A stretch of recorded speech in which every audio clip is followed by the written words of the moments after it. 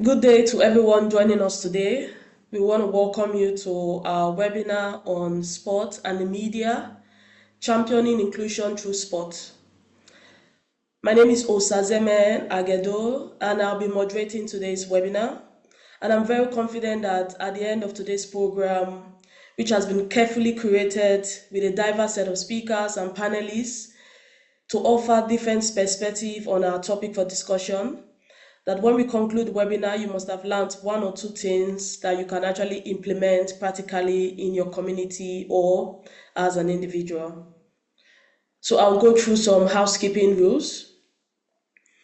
I would like to advise you that the webinar is recorded and it will be posted on our TAFISA YouTube page and on our TAFISA website.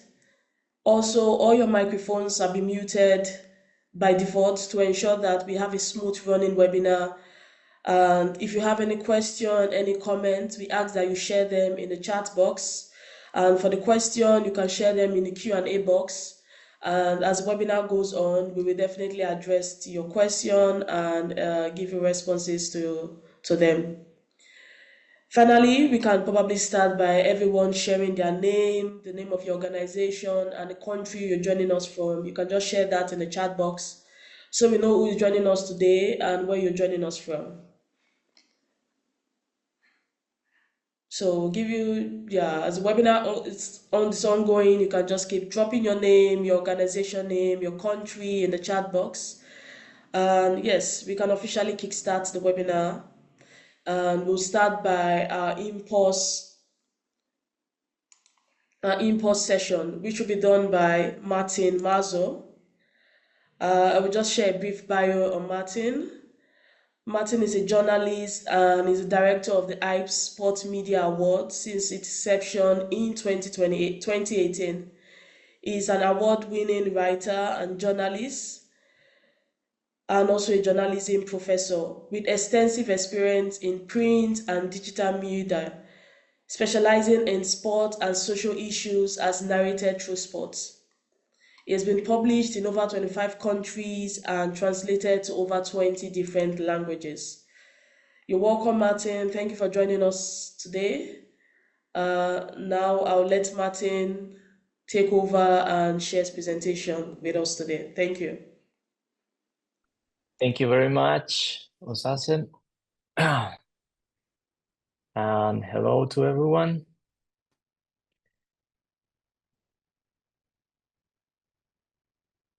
I'll try to share now the presentation. It's not long, so only 10 slides, hopefully to trigger a very fruitful debate, having into account already that the word perspective that was used in the presentation, for me, it's very useful, because already to have a perspective means to analyze, which is something that I deeply encourage from the media perspective. So hopefully you are about now to see, yes. Do you see the presentation, right? Yes. So I'm a journalist, I'm an editor, and I have to say, instead of waiting for someone else that is not a journalist to throw the first rock, I'd rather do it myself.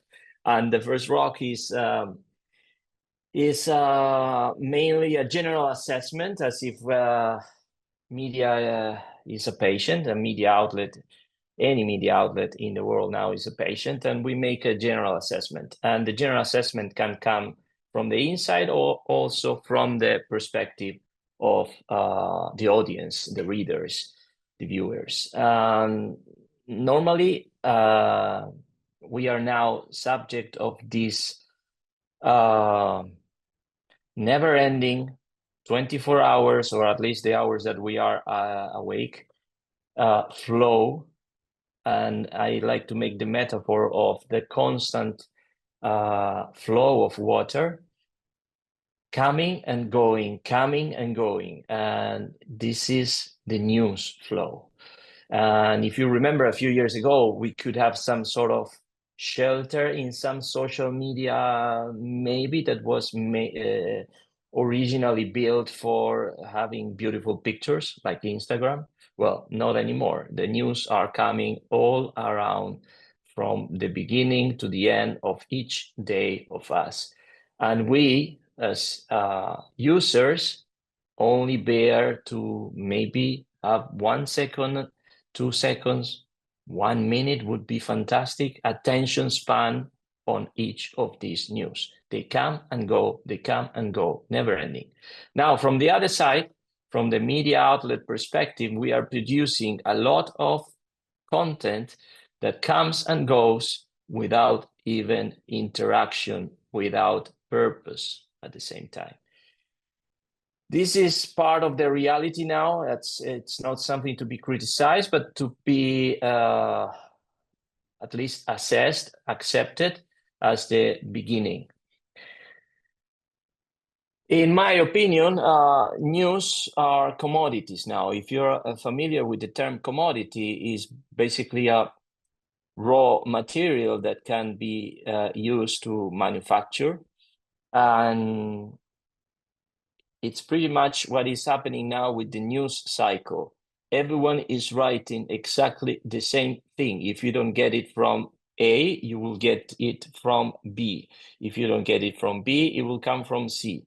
Even having a scoop, which previously was one of the most valuable, cherished treasures in journalism, now means having a 2-minute, 3-minute, 5-minute, 1 hour maybe, privilege, but after 1 hour, everyone will be using the scoop as a commodity again.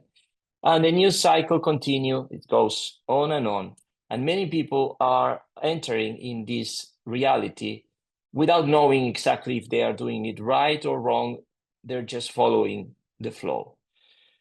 As readers, how many times do we actually click on the story? No, we think we know in advance, so we're not even forced to try to find out more.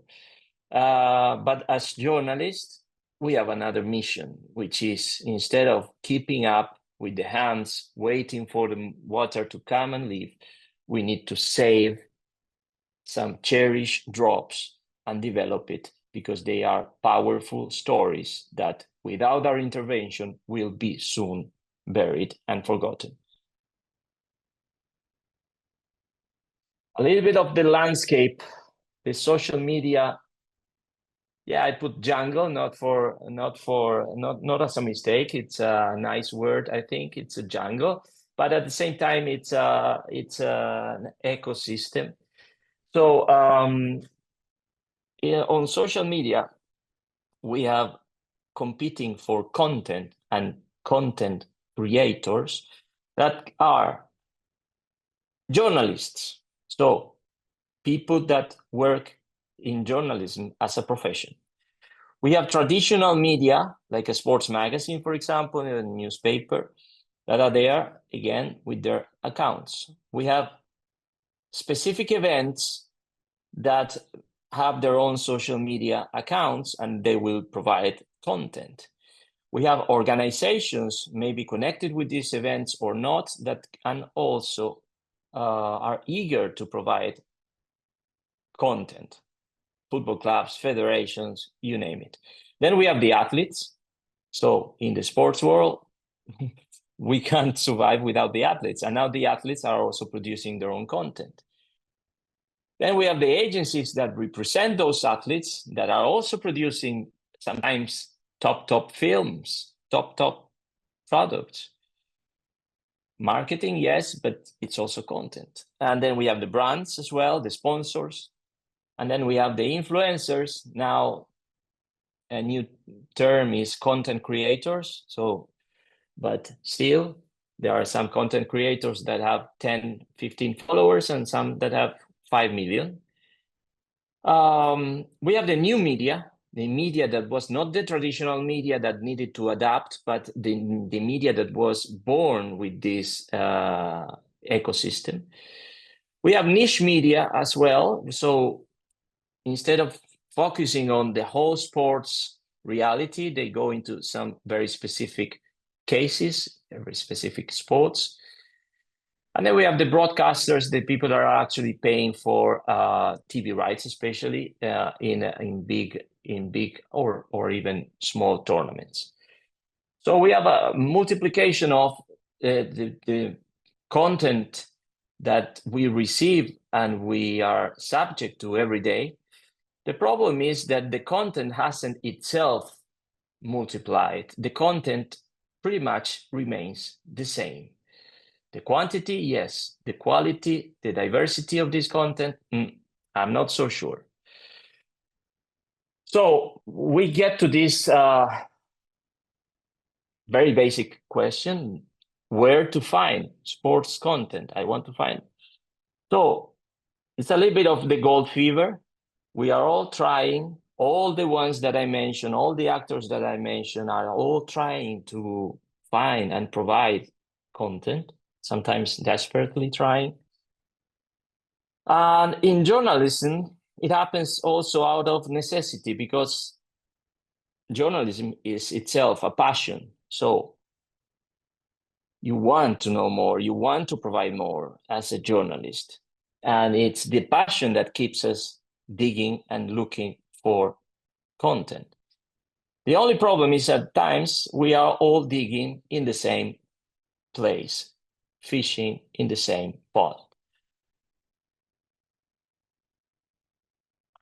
And then we have this diversity and inclusion that sometimes is a concept or some words that are not even understood properly, depending on the country. If I ask this question, I will get maybe 10 different answers out of 10 people. But that it doesn't really matter now, the definition, because what matters is that it's an invaluable platform to find content. And the problem is that when I say that we usually fish on the same pot, is that we go to the very first that I put there, mainstream events and mainstream sports. So are we willing to go a little bit below the surface, start digging into non-mainstream events and niche sports? And are we willing to go on the field, what happens on the pitch, on the court, but also off the field, open up, have a wider perspective? And this is only the first out of many layers that we see here in colors. So already by making a decision to focus not only on mainstream events, but on non-mainstream events, and on the field and off the field, we are already making a decision. We are widening our target. We are receiving much more information that we can later manufacture into a proper story. Now, if we go one layer down, we can do this on professional level, or we can also go to amateur level. And we can also go to grassroots levels, and we can also go to older adults and even intergenerational. So you see, you can pick a non-mainstream event on amateur level and off the field, let's say, from these two that we've seen now. Then we have also different physical abilities, different mental abilities, which, again, the spectrum becomes bigger and bigger. There are some specific events like the Special Olympics, for example, or the Paralympics that are fantastic sources for finding beautiful content in order to tell stories, because this is our mission in the end, to tell stories. Now, if we go one layer down, we have cultural and social differences. We have migration in place. We have conflict in many areas. We have human rights issues in many areas. We have people with health issues that could be athletes, could be part of the environment of the athletes, the family of the athletes. But again, all these stories, if we don't go and look for these kind of stories and we only concentrate on the top of the pyramid, then we are leaving aside valuable content. And then we have one more layer, gender.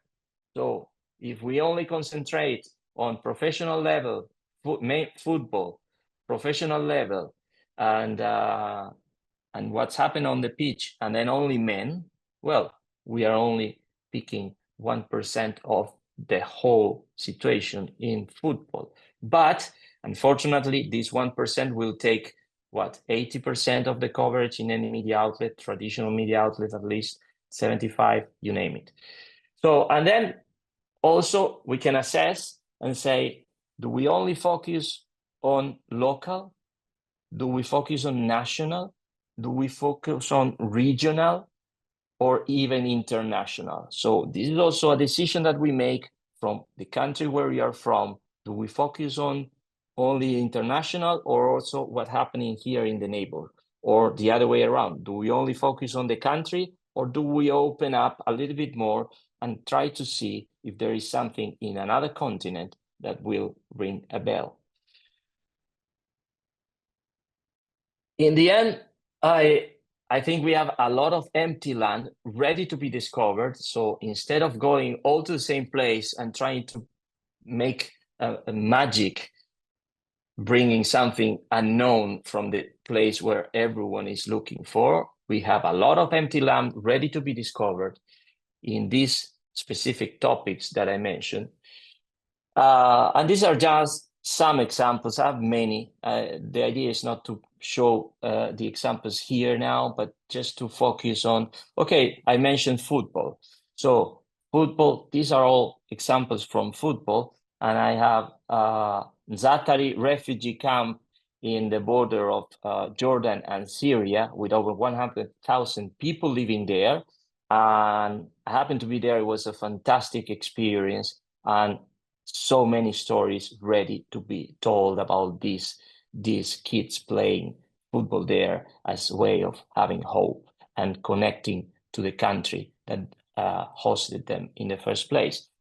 Down, you have one of the oldest teams in female teams in Zambia, Granny's football. It was a fantastic story that I have recently had the chance of watching in the AIPS Sport Media Awards submissions.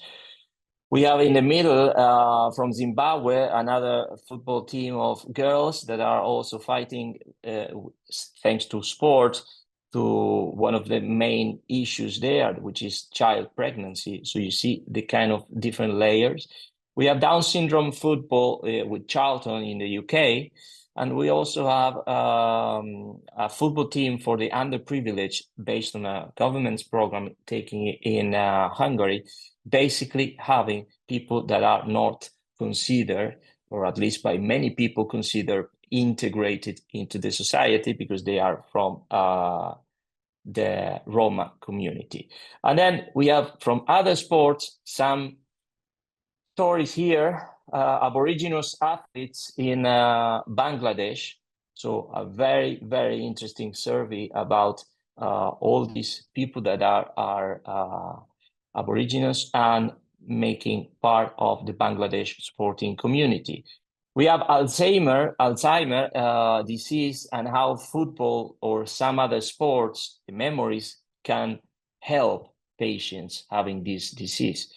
We have the first women's rugby team in Papua New Guinea, which a very, very strong impact because they were coming from a society that in which gender violence was one of the main issues.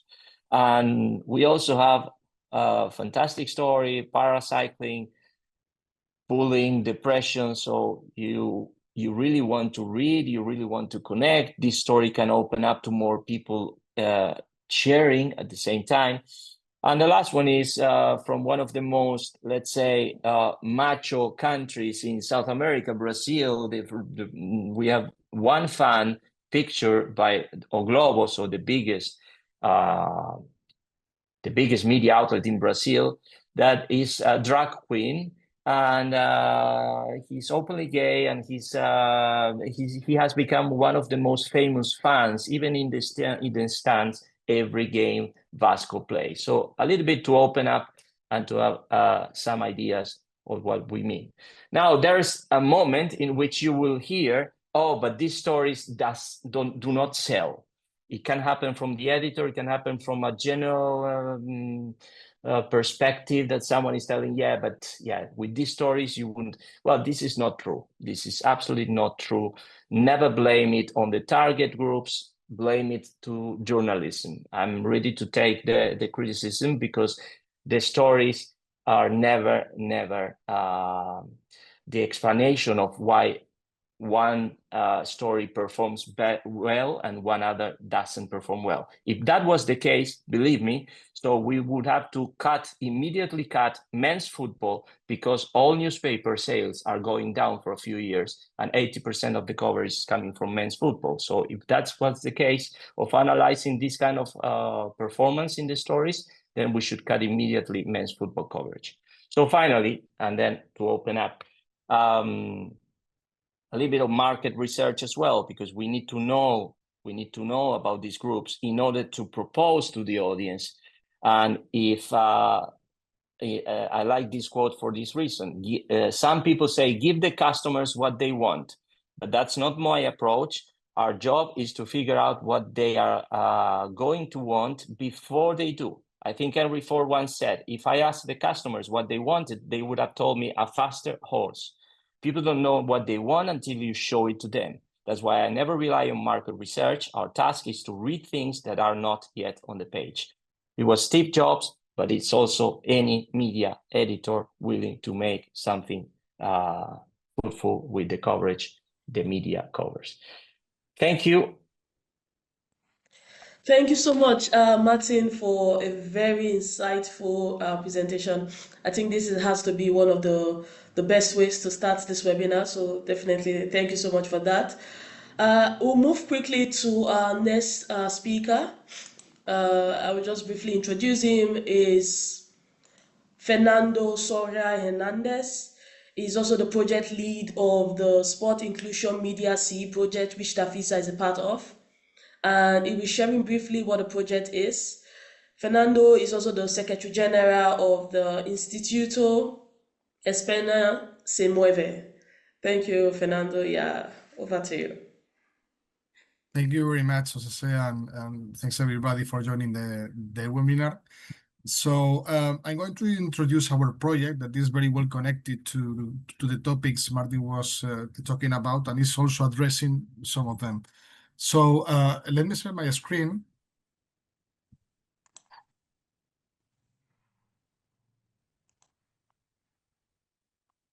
Can you see it? Yes. Okay. So the SIMS project is an Erasmus Plus project built for the European Commission in the field of sport. And its goal is to promote inclusive sport, but focus on dissemination on the media entities, because we realize that most of the projects within this framework are related to sport, but are more referred to sport events, a change of people. But we realize and we decide to focus on dissemination, because it's a very important factor to work, just to enhance the impact of the project and to reach society. So basically, the partners of the projects are AIPS, International Sport Press Association, ASPD, is the European Association of Services Providers for People with Disabilities, and Donets, TAFISA, and España se Mueve. So we work different concepts, but the three main concepts are inclusive sport. So when we talk about inclusive sport, we are not only referring to sport related to people with disabilities. We are working a wider concept. So for us and for the European Commission, inclusive sport is referred to the connection of different groups, of different collectives through the practice of sport, mainly sport for all. Then with this project, we are working the concept of inclusive sport journalism. Actually, we were invited to the International AIPS Congress last year, and we were giving a speech to I think it was like 300 journalists from all parts of the world, and we asked about inclusive sport. I think that only 3 or 4 replied that they were aware about it, and then we asked about the concept of inclusive sport journalism.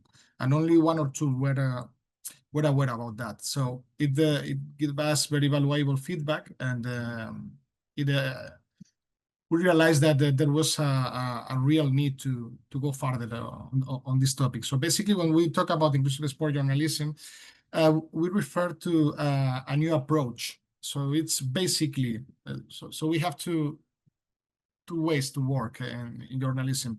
On the one hand, covering more and better inclusive sport events, for example, and the other possibility is more innovative. So it's, for example, covering non-inclusive sport events, for example, a Real Madrid-Barcelona match, but doing it from an inclusive approach. So it means focusing mainly on the social aspects, on the connection of people, collectives. And this is a very innovative way to approach sport events. And the other concept we are working is the evolution. So basically, the project is mainly focused on media entities and journalists. So we want them to evolve from mere communicators to promoters. So we want them to be more committed and to go one step further. And this is something that is reflected in the way the seal is working. And I'm going to show you in the next. So basically, about the seal. So it's focusing I would say 2 kind of groups. On the one hand, communicators, because at the very beginning, we were more focused on media entities because they are the traditional actors.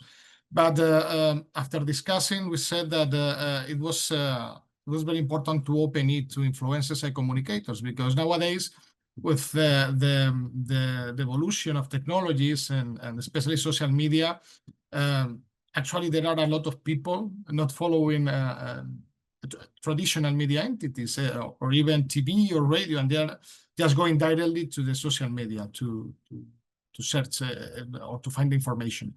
Then in relation to the scope, so initially it was supposed to be an European seal, but we were working with AIPS in order to see what was the interest for journalists around the world. And I think that we received, please correct me if I am wrong, Martin, around 200 people that wanted to be part of the seal. So we decided that why not? Instead of going for an European level, it was even better going to worldwide. So the frequency of the seal, so it's going to be annual. We are still working about, because we have 2 options, just a natural year from January to December, or doing like, for example, from March of one year to March of the next one. We have to think about that because we have to decide which option is more operative. So in relation to the elements of the seal, so it consists on 2 different outputs, so we could say. On the one hand, the certification process. So the applicants are going to fill different templates with information. They are going to send information to us. We are going to evaluate this information, and then we will review it and we will present to a committee, and they will approve or not the concession of the seal. And another aspect that we wanted to work with the project was in terms of education, because in order to implement this inclusive sport journalism, we realized that there was a lack of, in some cases, of a knowledge, a skill about how to implement this inclusive sport journalism. So we wanted to create like a brief guide with different key ideas for the journalists to read them, to assimilate them, and this way they were in a better position to implement this innovative approach. And in case of the requirements, so we designed qualitative and quantitative requirements. So the more you meet, the higher you go for the level of certification, from bronze to silver and to gold. And we are also working on the definition of the cost. The project is going to finish at the end of July, so we have to define, because we want it to be affordable for everyone, for communicators and media entities as well. And this is a key aspect of the seal. Well, so this is the 3 levels: bronze, silver, and gold. And then we could talk about the main actors related to the seal. So medias. So because we want them to evolve to promoters, also journalists, even if they work as communicators or even if they work for the media entities, and also inclusive sport promoters, because the very end is very well connected. Because one of the needs that we realized, we were doing a study before launching the project, was that there was a need from the inclusive sport promoters to get more visibility to their initiatives. So if the media entities and communicators evolve and they cover more and better inclusive sport projects initiative, this is good for everyone, especially for the inclusive sport promoters as well. And then brand companies, because we want them to be more involved with giving resources to inclusive sport promoters and media entities in order to communicate more and better in inclusive sport. Next one, well, milestones. So the project started in the first quarter of 2022. Then it's ending at the end of July. And then we are working to get it live in the first quarter of 2026. So very close. We are almost there. And then just to finish, if some of the participants here in the webinar are communicators, so they are working for media entities, and they are interested in participating in the seal, so they can write to us to this address, and we will be very happy to attend you. And that's all. So if you have any doubt or there's something else that you want to know, I will be available for you. Thank you very much. Thank you so much, Fernando, for that presentation. And Fernando already shared his email address. If you want any information or you'd like to be a part of the seal, you can contact him. But also to say, at the end of the webinar, we have a survey. If you're interested in being a part of the seal or you want more information on it, we have questions that respond to that. You can fill it and we'll write to you at the end of the webinar. So now we've heard from two speakers, insightful presentation, very detailed presentation. And now we want to hear from our participants. And for this, we'll be using Mentimeter. I'll just go ahead and share my screen. Okay, I think you should be able to see my screen. Yes. So we'll be using Mentimeter for this purpose. We want to hear what you think. We want to hear your own thoughts around this topic. And I'll just give you a few minutes to join using the code or the QR code. And the link will also be dropped in the chat box, so you can also join via the link. I'll just give you a few minutes to join. Yes, I can see people joining in. Yes, we try as much as possible to ensure that we also hear from participants in the webinars. And one way we do that is by using this tool, Mentimeter, which, as we've seen, will be very effective. Ask a few questions, get your responses, and it also informs the discussion when we get to the panel session. So I'll move to the first question now. So how well do you think the media in your own country covers issues of inclusion in sports? Martin already shared some information around this, but you in your own countries, because we have a very diverse panel list, diverse participant list. So how do you think the media in the country covers these issues? Okay. I'm sure you also see the voting because it's live, so that's great. So we can all see the results together, yeah. I can see somewhat covers, which is covered sometimes, but coverage is limited. Okay.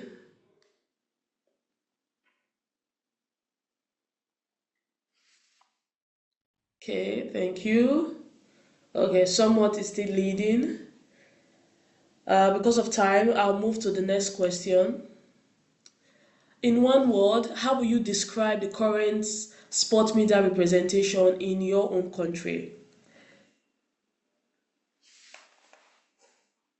I think we also have the opportunity to write a few words more than, well, yeah. Okay, I see selective, which I think is a very interesting response. Lacking, okay. Very active, okay, that's great. Disappearing fast, okay, that's definitely an issue we hope we can address more. Unbalanced, elite sport only accolades.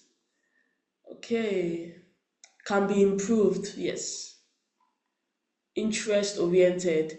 And when I hear interest-oriented, I remember the quote that Martin shared with us. Biased. Okay, like I said, because of time, I'll move to the next question. So which of these should be prioritized to strengthen inclusive sport reporting? What do you think? Which of them should be prioritized? We have some options. We have 4 options. What do you think should be prioritized to strengthen inclusive sport reporting? Okay, I see training for media professionals. Okay. Then we have stronger partnership with organizations focused on inclusive sports. Public awareness, recognition. But I see training for media professionals taking the lead. And thankfully for the SIMS project, which I think this is also one of the arms or one of the pillars of the SIMS project, which is training and capacity building. So thank you so much for responding to those questions. Now we'll go straight into our panel discussion. I'll start first by introducing our panelists before we go straight to the question. So the first panel we'll have Martin. Martin will be a part of our panel discussion. So welcome, Martin. And we also have Fernando. Fernando will be joining the panel discussion. But we also have Natalia Donets. Welcome, Natalia. Natalia is a multilingual sport journalist and project management professional with over 15 years experience working at the intersection of sport media, communications, and administrations. Since 2008, she has been actively engaged in sports writing and photography. Natalia is currently serving as the Deputy Editor-in-Chief of sportstime.org, which is one of Moldova's leading sport news platform, providing in-depth coverage of both national and international sports. Thank you for joining us, Natalia. Thank you for having me. We also have Sven Busch, Sven is an accomplished media executive with extensive experience in journalism, broadcasting, and sports communication. Early in his career, he has worked as a foreign correspondent for the International News Agency in the US, covering major sporting events and conducting exclusive interviews with icons like Muhammad Ali and Michael Jordan. He is an editor-in-chief at Eurosport, and he plays a key role in reshaping the broadcaster editorial strategy and managing a large team of commentators across 18 countries. Welcome, Sven. Thank you for joining us. Thank you. Nice for having me. Thank you for having me. Yes. So I think we can go straight to the question, and I want to start with an icebreaker question. I feel like the best way to warm into the discussion is by having an icebreaker, and we'll have all the panelists participate in this. And just to add, if you have any question as the panel discussion goes on, please just drop them in the Q&A box. We'll definitely get to the question. So for the icebreaker, I'll start with Martin. What is one story in the media that completely changed your perspective or has influenced you? If possible, just make it brief. One story that changed your perspective or has influenced you in the media.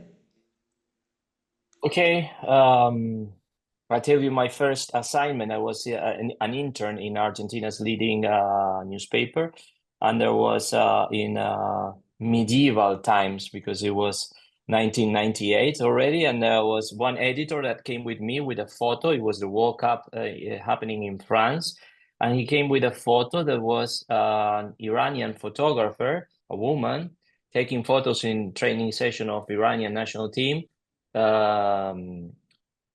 with the all covered in black. And he told me, look, I only have 2 lines in the caption. Try to find out if there is a story behind.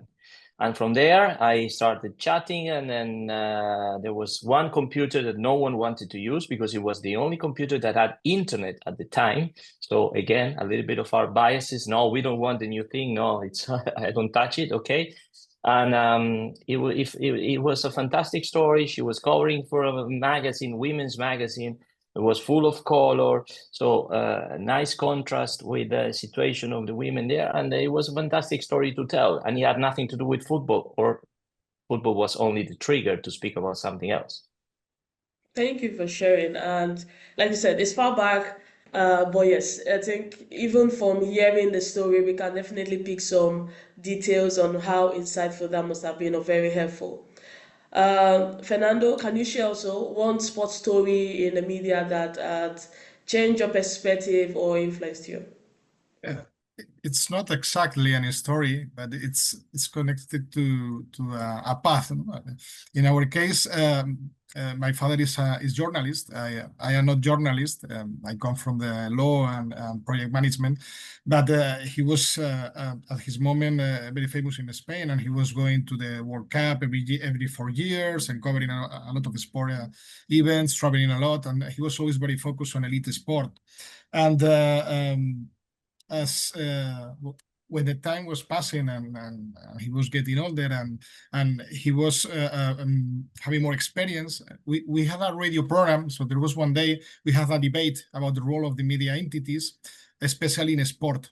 So I don't know exactly how was the discussion, but there was a moment when one of the speakers said, well, something has to be done.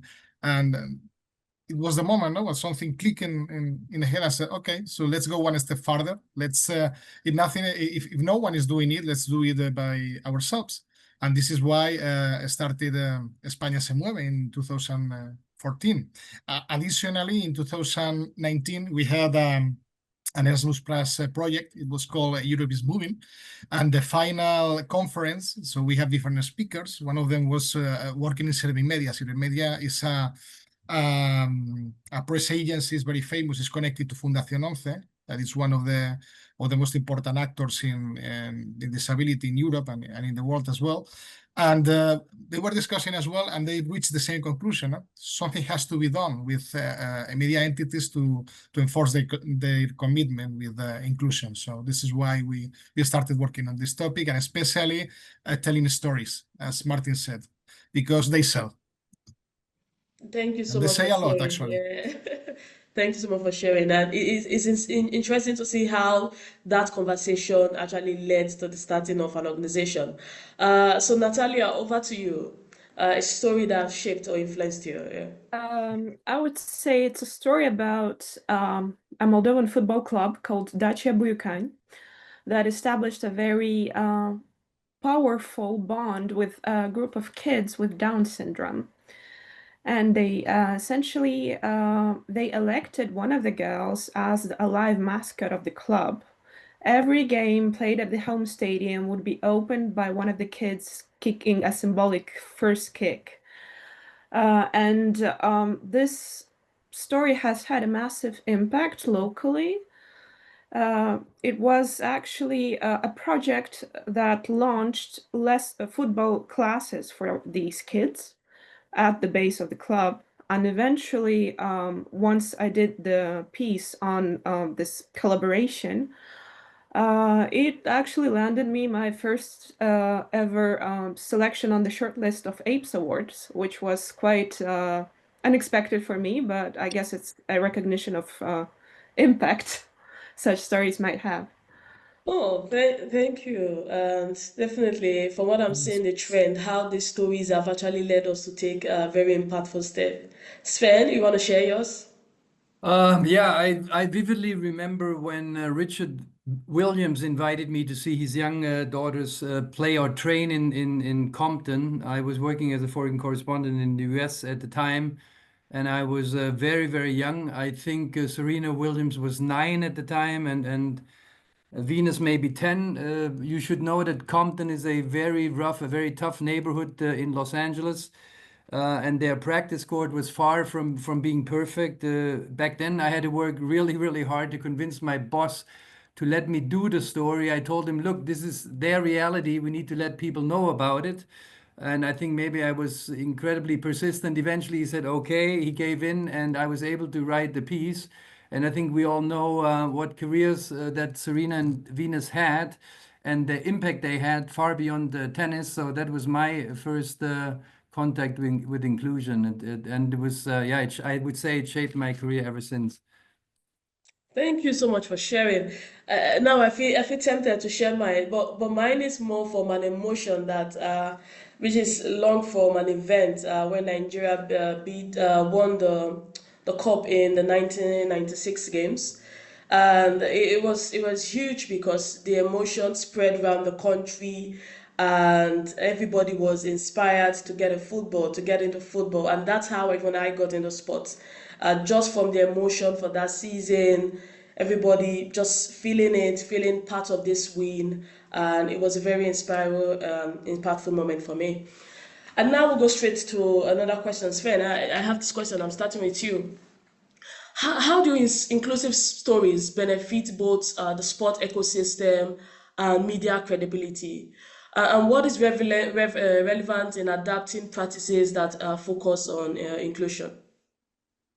Well, I think, well, at least my experience is that by creating inclusive stories, the respective media outlets are very often regarded as more credible and socially aware. Maybe you ask why. I think because they are being perceived as representing all communities, no matter how small they are, and that creates trust and respect. So I feel it is vital to feature audiences that often feel overlooked as well, which we are trying to do here at the Olympic Channel or at Olympics.com.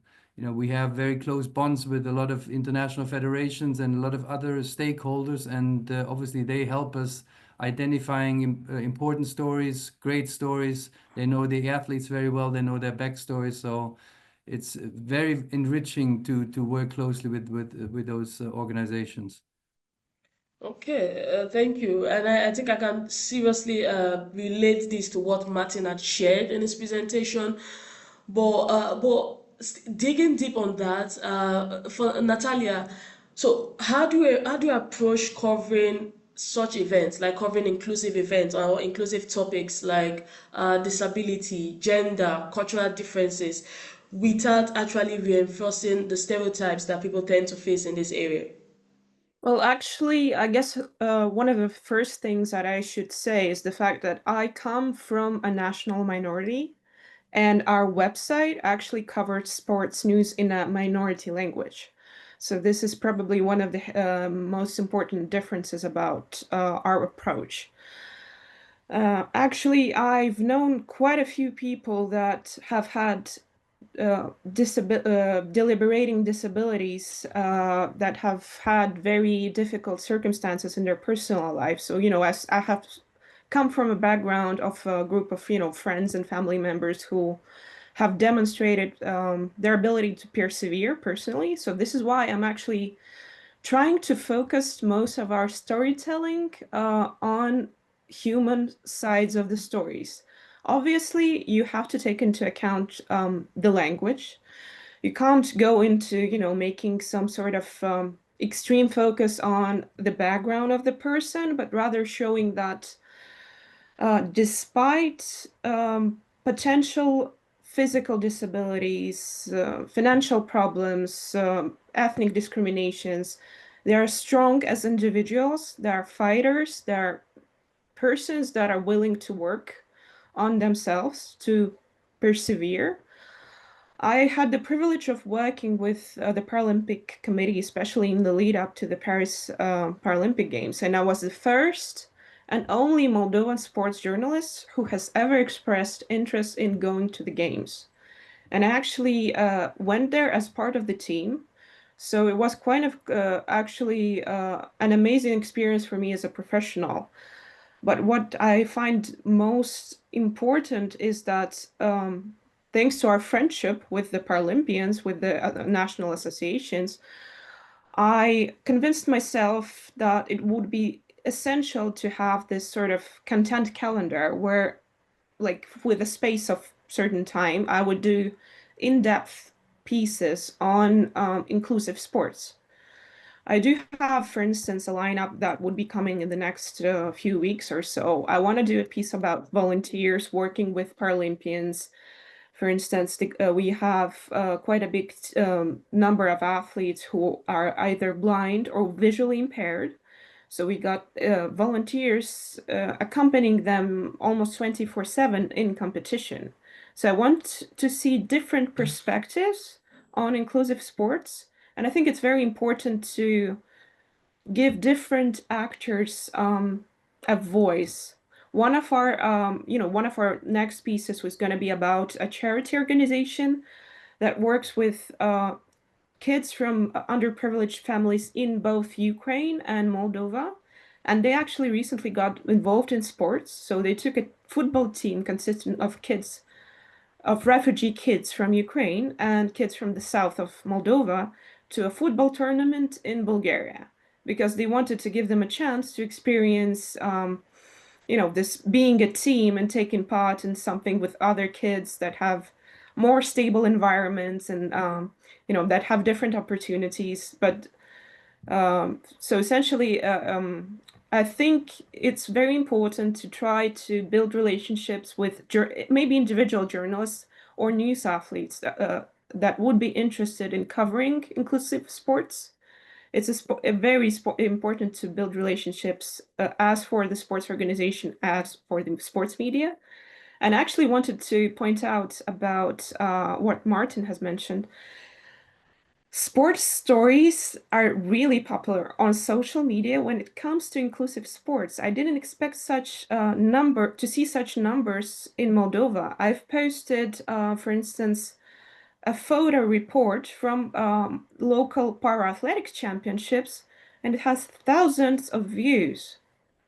The numbers are crazy for such a small market, and don't forget that Moldova is one of the poorest countries in Europe. So we are very small, very poor, and Paralympic sport is something that most of the people don't even normally think about in their sports coverage. Thank you for that response, Natalia. I feel like you touched on a lot of themes. And one key takeaway was this when you said different actors has to be given a voice. And I think that is very important. And I think it relates to the next question I have for Fernando. With individuals or with the understanding that different actors have to be given a voice, how can sport organization play or how can they support journalists to tell more of these inclusive and diverse stories, or how to give more actors voices? Okay, so from our experience, there are two options, and both are complementary. On the one hand, is enforcing press departments in sport promoting organizations. Because when we work with a lot of students from the university, and we ask them, what do you want to do when you we graduate? And they say, I want to work for Marca, or for us, they are the big media in Spain, no? But they don't realize that there is life far from these main groups. So, and it's in the press department on a lot of organizations, public and private as well. So on the one hand is working on these press departments to build the strategies and to work with the people working there, even if they are journalists or not, giving them more knowledge and skills about journalism. And the other way is working with these sport promoters to build synergies, connections with media entities as well. And this is one of the goals that we want to meet with the SIMS project. And this is also another project that we presented to the European Commission. It's called In Sport Press, and it's more focused on the education of journalists and sport promoters as well. So actually TAFISA and AIPS are involved. So let's see if it's approved. And from my experience, that's the point. So it's always not only focusing on one factor. It's better to do a holistic approach and working with different stakeholders. Thank you very much for that. So inclusive approach and working with different stakeholders. And so Martin, I want to ask you, so in all this, how can we actually measure? Because like you already shared this also, you mentioned this briefly in your presentation, how people say, oh, there's no market for this, or people don't want to see this, or it doesn't sell. But how can we measure the impact of representation and inclusive sports storytelling on the audiences and on communities? Well, on communities, as Natalia very well explained, if there is a high number of engagements in certain stories, it's because there is a community behind that is instantly connected with these kind of stories. And the more we dig, the more we are able to find. So, short example, I'm here in Romania covering under 19 UEFA tournament. And one of the teams have one player that he shares, because he wants to share, that he has an eating disorder. Now, having an eating disorder for a male is not as common maybe as for a woman. And it's a fantastic story to be told. Why? Because it's a 17-year-old that at one point was trying to find out how many calories had a nut. Instead of having 2 nuts, he would only eat 1, and it was that bad. And now he's overcame this situation. And the physio was also very interesting in tell this story, the team doctor to tell this story. Now, what happened here is that, well, the press officer, yeah, but it's better not to speak about this kind of thing now because we are playing the tournament and we might lose tomorrow. Actually, what do you think it happened? They lost the day after, yes, but the story is still a valuable story, not to be forgotten, because one player can be the starting point to speak about something that no one is speaking about, but it's in every single country and in every single community. So again, we sometimes, it's like we are programmed as a journalist to fill empty boxes, no? Like a very standardized type of coverage. Okay, I need to fill this box, I need to fill this box, I need to fill, my duty is done. And one of the main issues here is that if it doesn't come from the top of the pyramid, like from your editor, from the editor-in-chief, from the it's kind of difficult to start paving your way into this type of coverage because you don't have this empty box to fill. And if that's from one day to the next, the editor comes and puts the empty box and try to find some story to fill this kind, okay, maybe it's going to be easier. This needs training, of course, because also when you have the empty box, you need to know the proper wording. So we are full of good intentions, but even the wrong word can backfire immediately, in certain cases. So we need to prepare a lot. But I would like to emphasize the idea of, okay, we have one more box now to fill content, and this box involves a number of the things that we've covered in this seminar.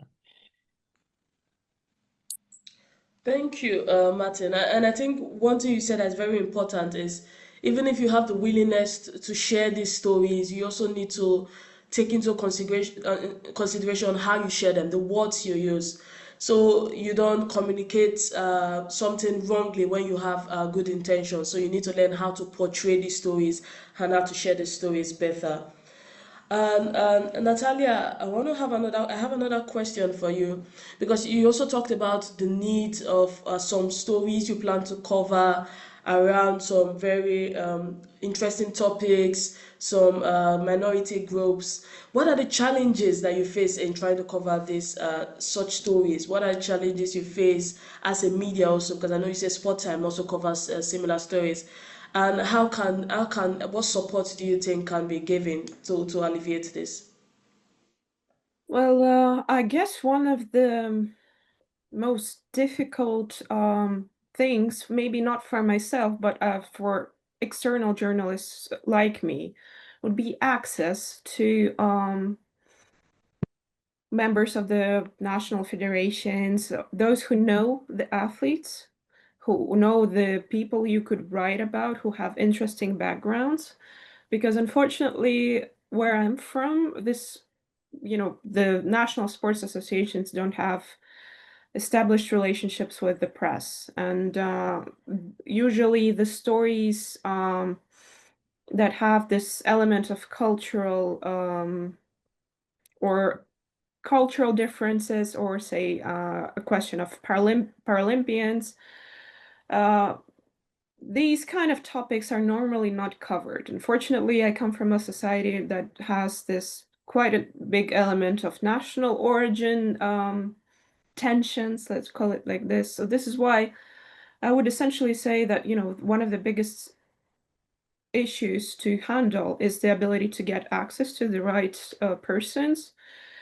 Journalists obviously need to have to be trained how to establish human connections with people of different backgrounds, those who would need specific inclusive coverage, because sometimes, there's an element of cultural differences where somebody from, Western Europe would know that you can't talk with, in a private conversation with someone who has a disability in such and such words, we are not used to being polite and having this ethical standards of reporting. So this is why for somebody in Eastern Europe, I would say one of the major problems would be having, the proper training for the press. Okay. So it goes straight back to like proper training and portrayal. Yeah, absolutely. Yeah, okay. Sven, I have another question for you, and this comes from the area of collaboration, partnership, which have been key themes that we've also mentioned. So what would collaboration between media and sport organization look like when it comes to telling these inclusive stories? And how can this collaboration move beyond the traditional press to more authentic narrative that can resonate more with the audience? It's a great question. I like what Martin said in his presentation, that the ecosystem is ever growing, and I can feel with Natalia, that it's difficult to get to the stories if the NOC is not willing to help along. Diversity and inclusion are very important topics for us at the IOC, so we are lucky that we have the backing from the very top, and as I said before, we work very closely with various different stakeholders. So it's whether it's international federations or pro leagues, and we all commit to sharing exclusive storytelling. And so you can imagine that the result is most of the time a very powerful story, and not what Martin was referring to before. All headlines pretty much look the same.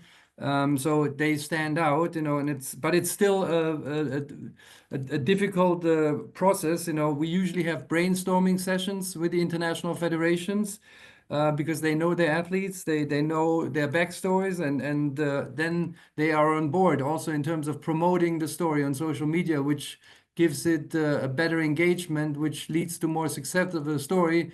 So that makes it easier to sell it as a successful story, and not just a football story for the 115th time. So I think interactive social media campaigns could be one way to ensure that these stories see the light that they deserve.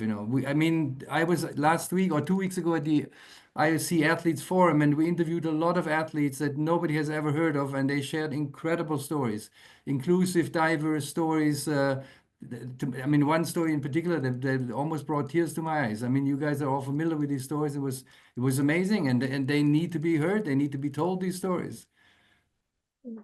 Thank you. But I want to also follow on that, because you already talked about how we need to get the stories, they need to be heard. And this is a question that just coming from the audience, and I want to just pick a part of it that says, so how do we ethically source for such stories without harming the people involved?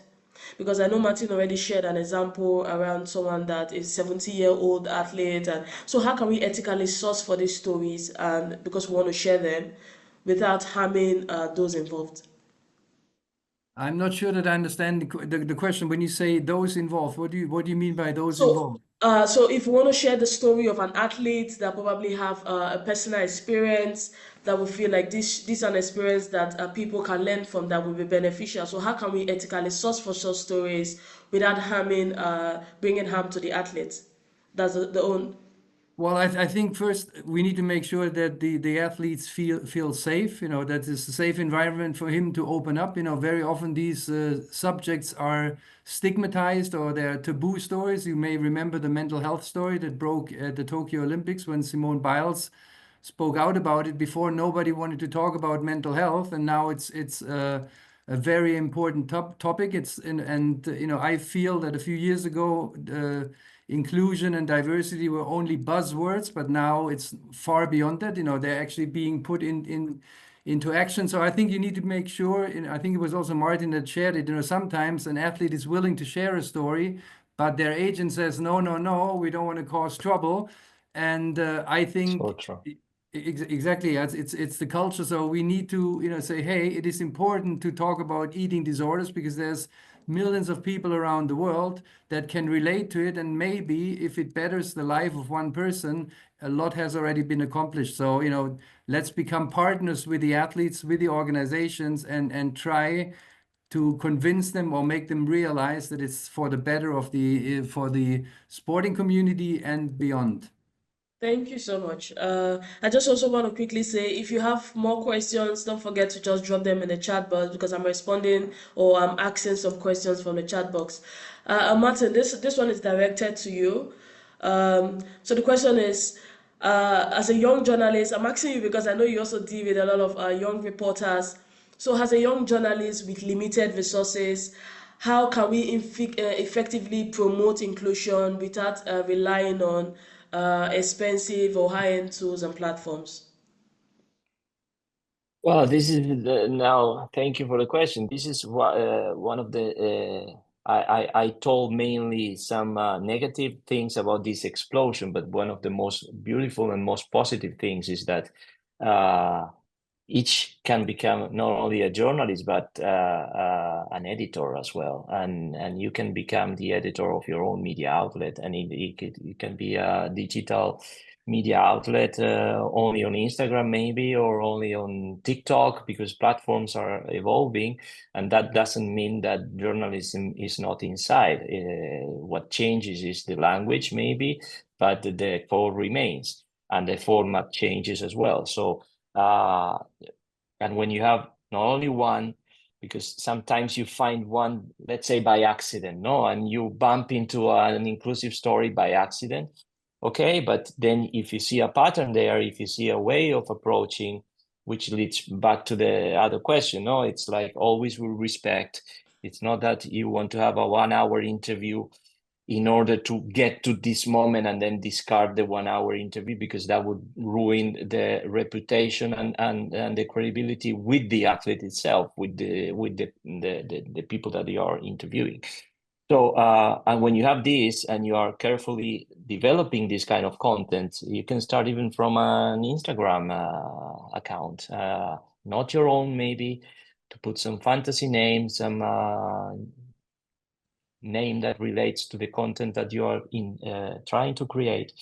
And then you can open up and not only go into your town, but to find some other stories internationally connected. So believe me, it's possible that if the story is good, it has the power of arriving, let's say, to the New York Times, because this is what also the content that we are desperately looking for looks like. It's like when there is a fantastic story, we want to tell the story and we want to credit the main source of the story, yes, but we also want to tell the story. So I would suggest that has nothing to do with resources, because remote working now is a very, very good way of.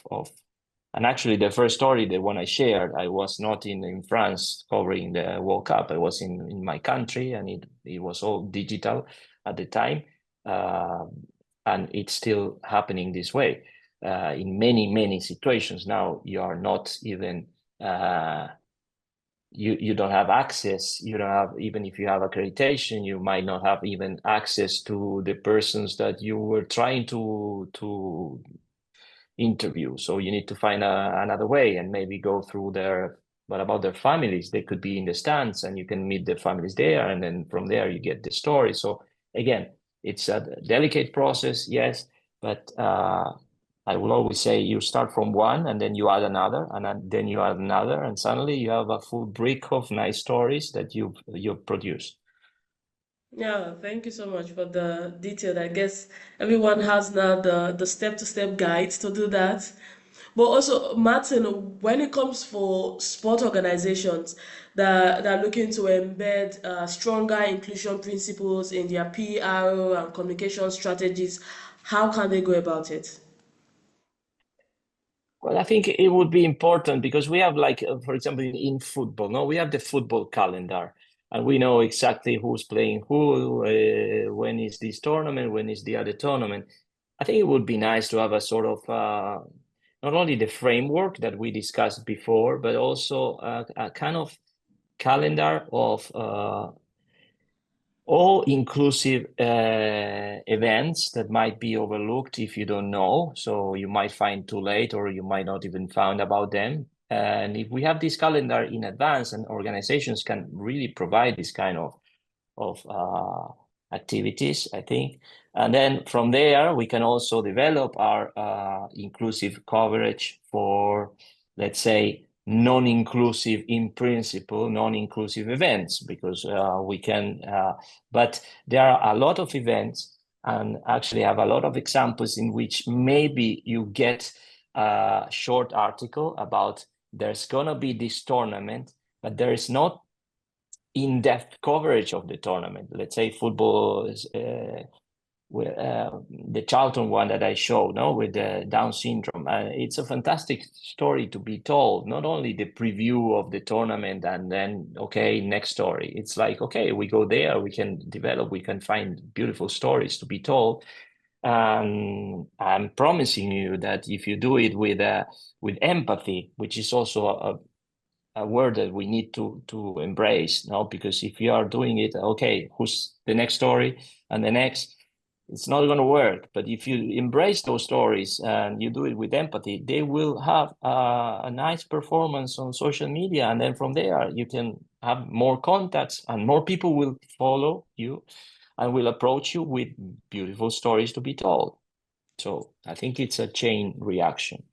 May I add something to what Martin said? Absolutely. Because we are doing that, maybe one idea for everybody is, there's a lot of international days throughout the year. There's International Women's Day, there's Pride Month, there is International Down Syndrome Day, so a lot of, you can also maybe have a look through the calendar and see what international days there are, and then try to pitch stories or come up with stories that are tied to specific days or month, where the I would say the awareness of the global audience is bigger than it normally would be. There's hashtags on certain days and so forth. So that might also be an idea.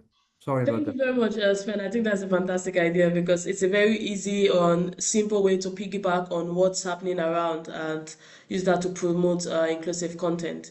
Natalia, I want to ask you this one is also from the audience, and it says, how do we identify fabrication from truth before sharing stories?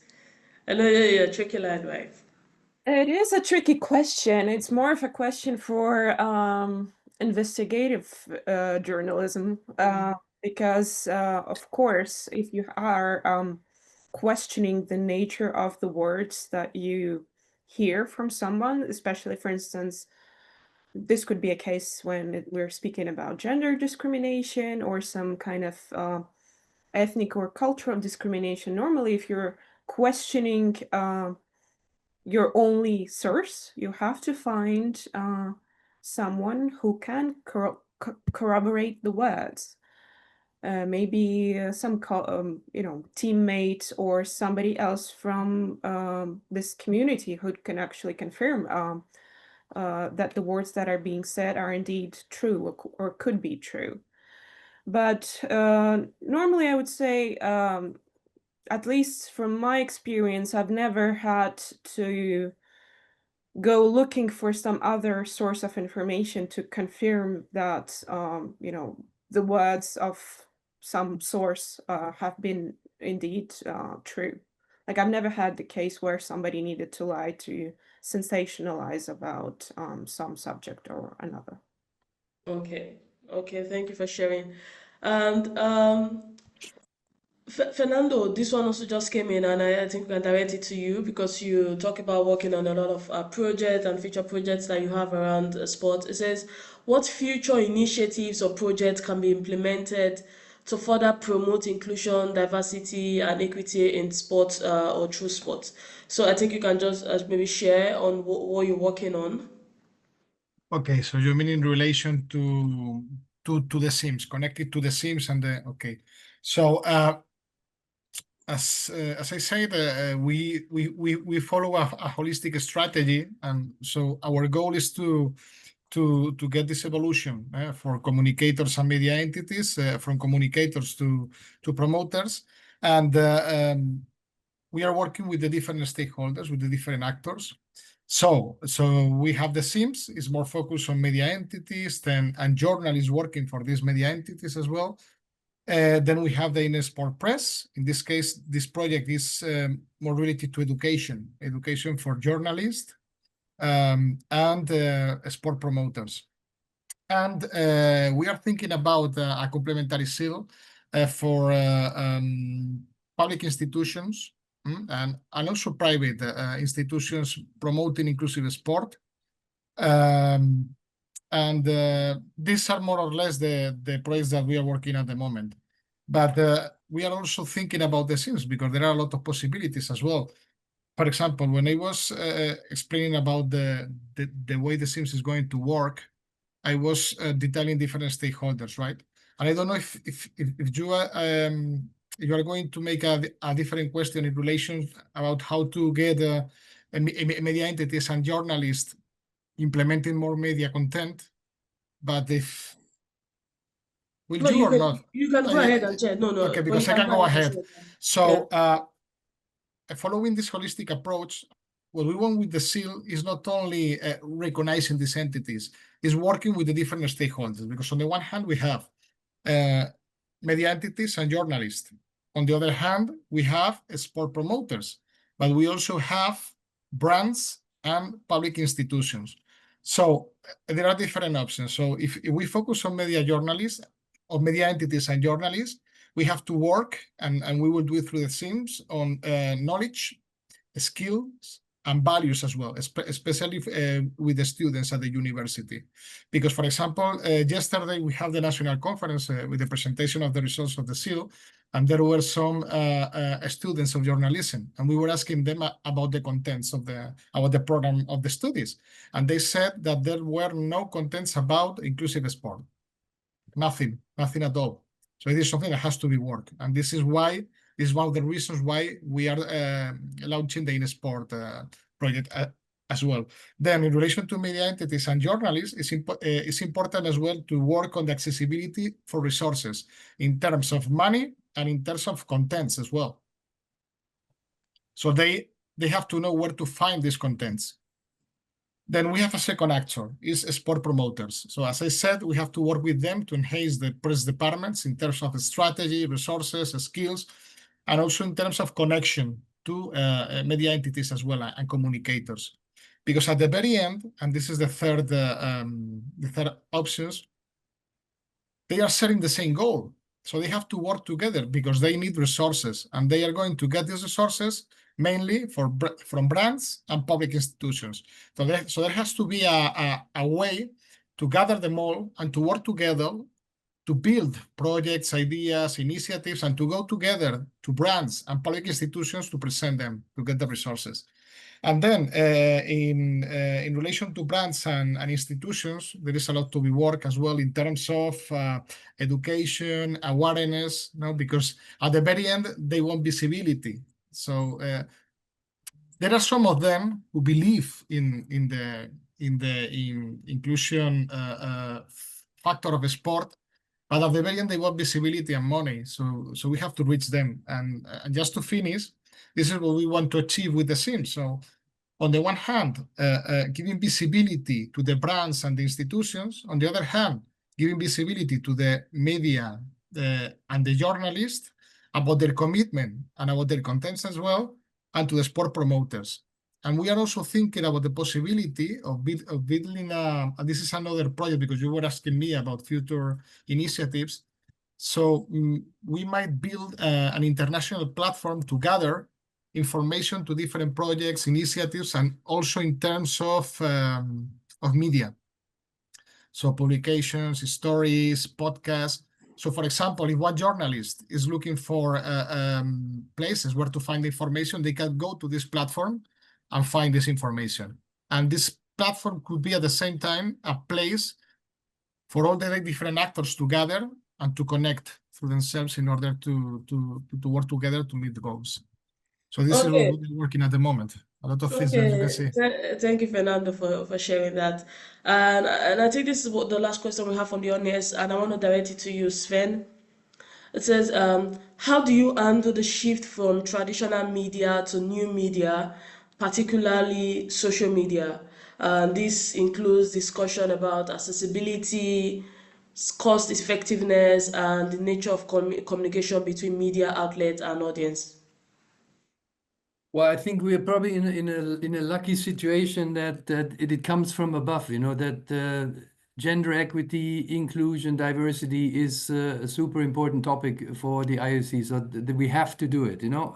Not only do we want to do it, we also have to do it. And everybody is on board, you know, from the content creators, from the people that are researching the story to the producers that put it into reality, and then to our social media teams around the globe that will promote them on all the various different handles.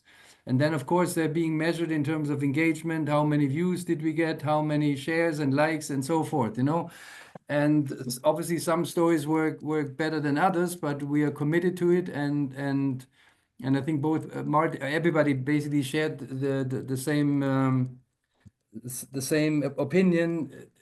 We need to stay consistent. Consistency builds engagement, and consistency builds trust. So we are committed to telling these stories on all platforms, the traditional media outlet and our digital platform and the social media outlet. I can see it a bit more complicated maybe for traditional media because they are trying to make the shift from traditional media to digital platforms.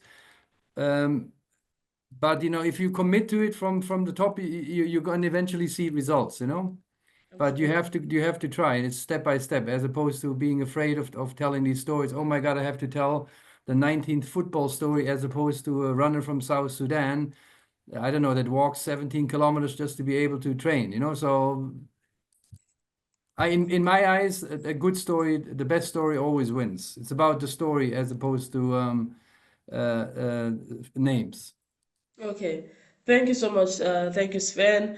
I want to say a big thank you to all our panelists for sharing today. I think we're able to respond to most or all the questions that we have. So thank you so much for that. And we'll quickly move now to our case study presentation from Daniel Lacko. Daniel, are you still with us? I hope I'm here. I hope you can see me and hear me just as, yeah. Absolutely, we It's all can good? see you and we can hear you. I will just quickly read your bio. So Daniel has played key roles in every part of sport world. He's been an athlete, a coach, a sport event manager, and a sport journalist, and also a producer. And throughout his many years of sport journalism, he has promoted sport and stories around marginalized groups and communities and athletes. And in his recent years, he has been an author, a screenwriter, and journalist for Athlete Art, which is a series, 10-minute mini documentaries about Croatian athletes on national television. So thank you for joining us, Daniel. You want to go and share your screen? Thank you for having me. Now I don't feel the pressure at all after your introduction. I hope that I will, not disappoint you. I'm an old school TV journalist, so don't expect a huge, beautiful design presentation. I will just share few screenshots from my previous work, because that I'm actually also here. Because I think that I'm here because of that Sports Inclusive Media Seal or SIMS certification. I'm still looking forward to see which level I'm certified. But I'm definitely honored to share my case study. We heard a lot of things today, a lot of quotes, and I will maybe start first with your Osazemen question when you approached to me and asked would I like to be a presenter. You asked me what you do and steps you have taken towards sport inclusion in media. I was at the first a little surprised because actually I didn't know the answer. It reminded me in a way on one true story from my work when I was on Croatian national television. It was middle of 90s, and I prepared to make a story about first rafting competition in Croatia. All people in the sport department were excited about it. And when I showed the story to my colleagues, there was a young, at that time, assistant producer.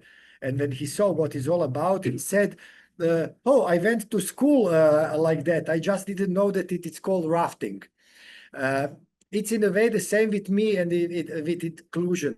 Since my childhood, maybe I grew up very close to one institution which was meant to blind and visually impaired person. And I grew up where that there is some different people. And for me, that was normal. When I started to work as a journalist, I found out that, as Sven said, stories about other things which are not so popular are very often much more interesting than usual mainstream stories. And that's how actually my career started. I will just start to share those screenshots I told you about, I promised. So I don't know if you see what I'm showing. Yes, yes, we can see your screen. Okay, perfect. So these are 3 issues of my first journalist failure, first of many to come later. This is a sport magazine. I was publisher, editor, and author of many articles inside. It was middle 90s, and it was about sports which are not popular in Croatia. Third sport is like, it was the name of the magazine, and it meant actually like a third world, as we say, but in sports.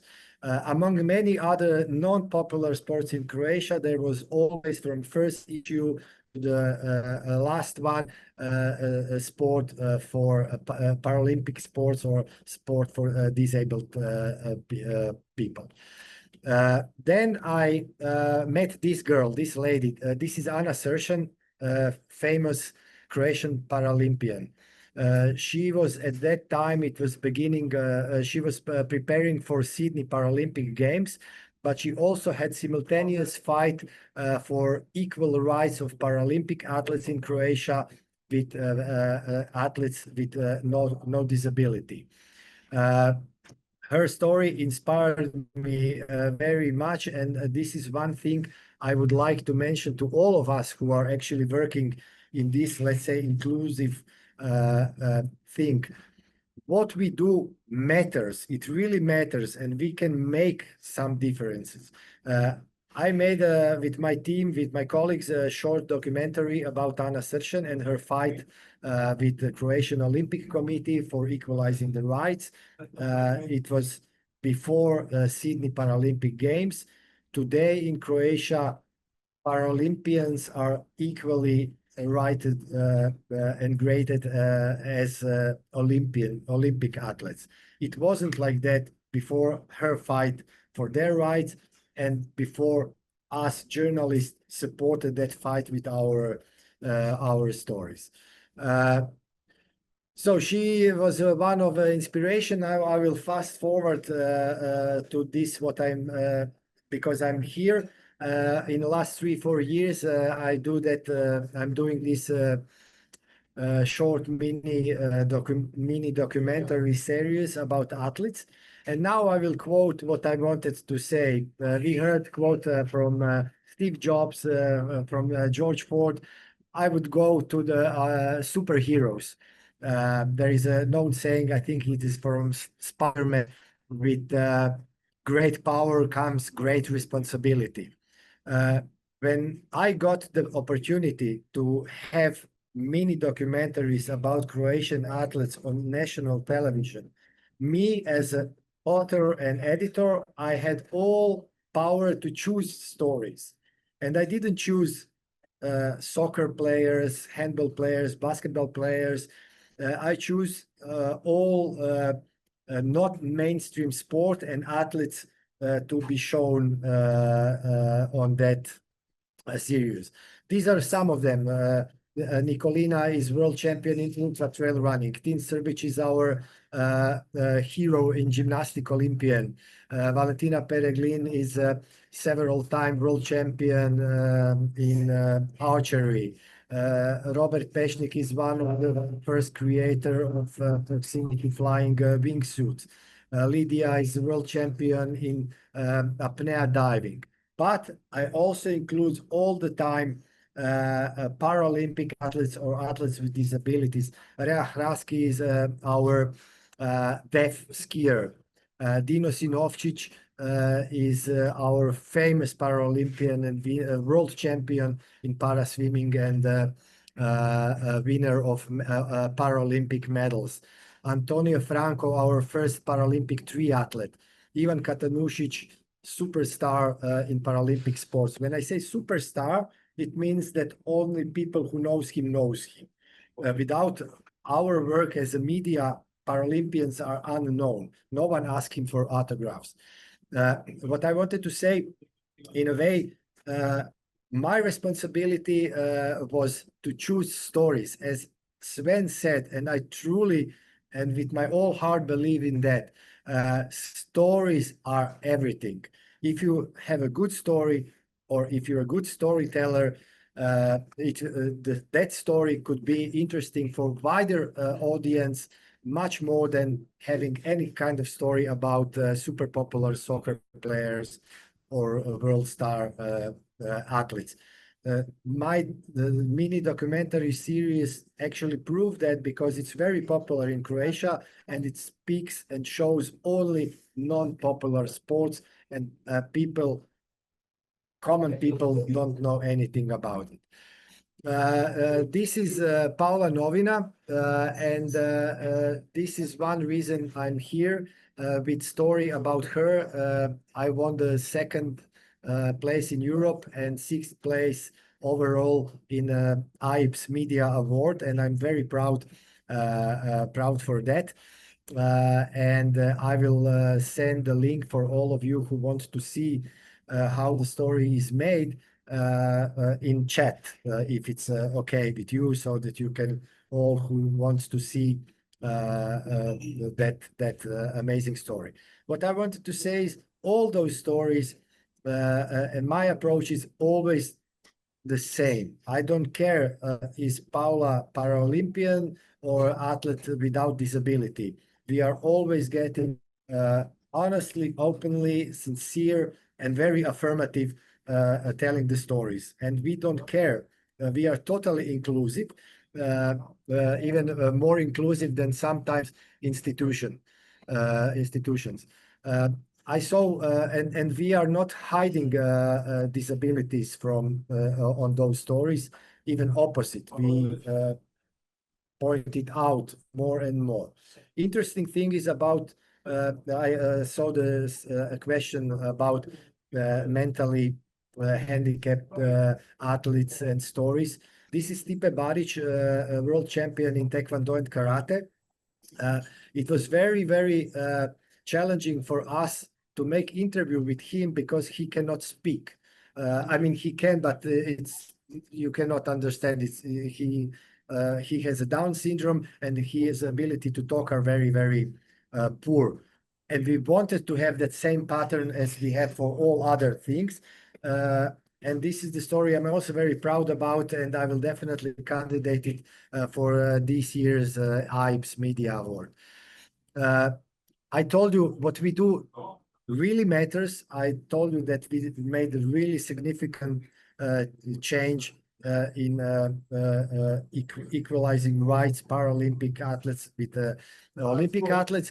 Inclusions is sometimes issue when you don't expect, for example, in institutions, even in Paralympic committee, or even families, very often, even a family with people with disabilities are trying to hide their own kid. They are ashamed of him. So these kind of stories are super powerful, and they can really have significant impact.